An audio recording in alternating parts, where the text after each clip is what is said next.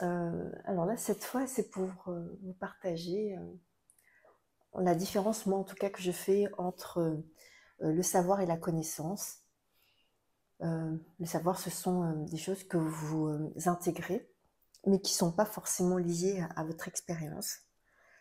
Alors que la connaissance, en fait, émerge à partir de votre expérience. Typiquement, lorsque on commence une pratique, alors bien sûr, je vais parler de celle que je connais, hein, le Tai Chi Chuan, et le Qigong et le Kung Fu aussi.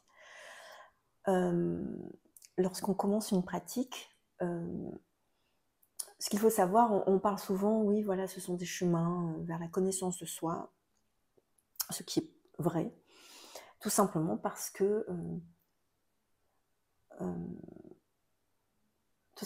qu'en fait,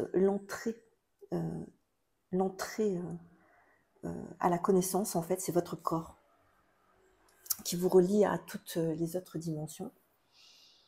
Et en tout cas, au fil de ma pratique, c'est ce que je constate, c'est que tout est là. Et il n'y a rien à prendre, il n'y a rien à piquer, à voler, tout est là. Dans cet instant présent, dans cet ici et maintenant, il y a tout. Simplement, vous n'avez pas forcément la bonne tête de lecture pour lire et pour pouvoir faire émerger cette connaissance. En plus, elle se révèle à vous au fur et à mesure que vous avancez dans la pratique, au fur et à mesure que vous êtes prêt aussi à la recevoir et à l'entendre. Voilà, parce qu'il faut tout un tas de choses pour pouvoir la capter.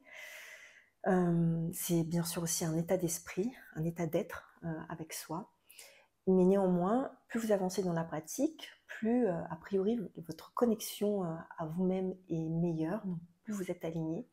Comme si au fur et à mesure que vous avancez dans le mouvement, en fait, vous affinez en fait ce sillon, pas ce sillon, cette aiguille, ce diamant qui va savoir lire en fait le sillon. Alors j'assimile la connaissance à une espèce de disque vinyle, un disque vinyle mais qui n'est pas plat, qui est hélicoïdal. Voilà, il suit vraiment ce mouvement dont je parlais tout à l'heure par rapport au Qigong, enfin par rapport au mouvement tout court qui se fait comme ça sur l'axe vertical, dans cet ici et maintenant, puisque l'axe vertical c'est dans l'espace c'est ici et dans le temps c'est maintenant.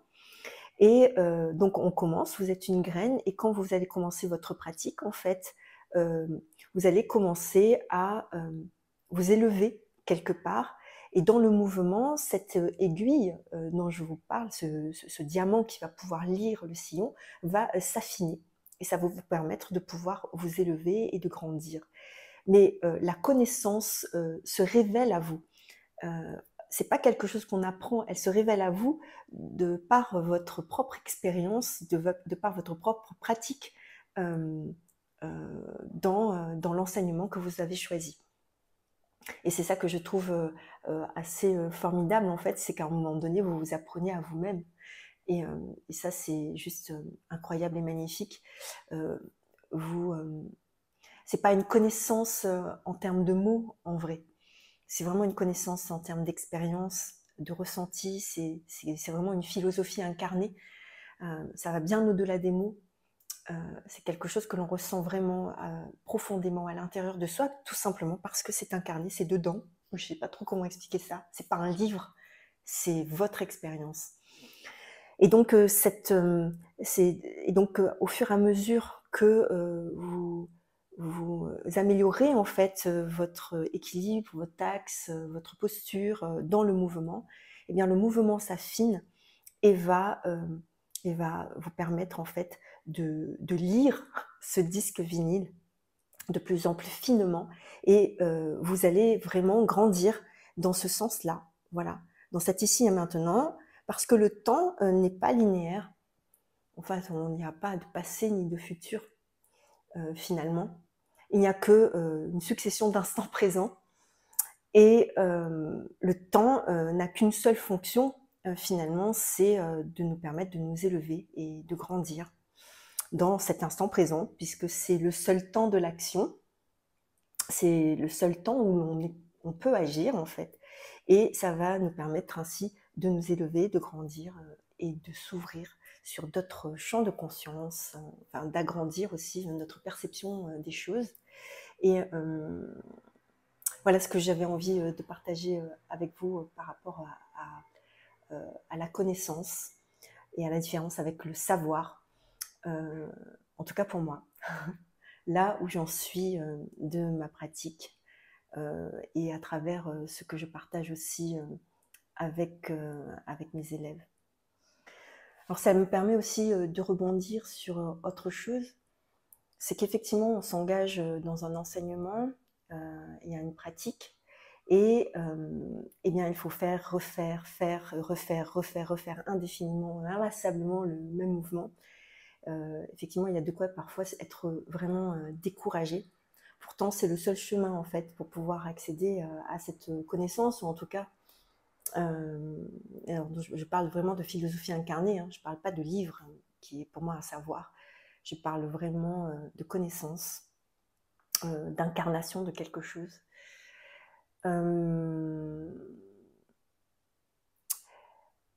Alors pour vous aider là-dedans, c'est de comprendre que la forme n'est qu'une forme, mais qu'elle vous permet à travers la forme, parce qu'on est dans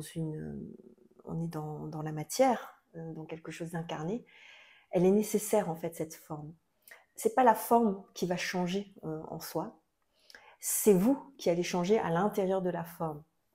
On est d'accord, c'est votre être en fait, vous, votre être, votre âme, on l'appelle comme on veut, qui va grandir et évoluer à travers la forme. C'est un peu comme si vous portez un habit, l'habit lui ne change pas, mais vous à l'intérieur de l'habit vous allez changer. Et c'est votre propre transformation qui va sublimer l'habit, et donc là en l'occurrence la forme ou le mouvement, mais qui va sublimer aussi, c'est votre propre transformation, c'est à travers cette expérience de la pratique qui va sublimer aussi votre expérience de la pratique, mais aussi votre vie, votre expérience de vie ici-bas, entre terre et ciel. Parce qu'il n'y a rien de cloisonné en fait, tout est extrêmement interrelié, interdépendant. Nous sommes tous interdépendants, parce que si la matière est effectivement 99,999% de vide, donc il y a bien une limite à la matière, mais il n'y a pas de limite à l'espace. Et c'est d'ailleurs pour ça que lorsqu'on est bien en soi, dans cet espace à l'intérieur de soi, ben, on est bien avec les autres, parce que tout simplement on est interrelié dans nos espaces contigus, mais finalement il n'y a pas de vraie limite. Voilà.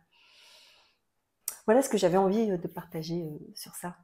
Voilà, cette fois j'en ai vraiment fini. Je vous dis donc à bientôt.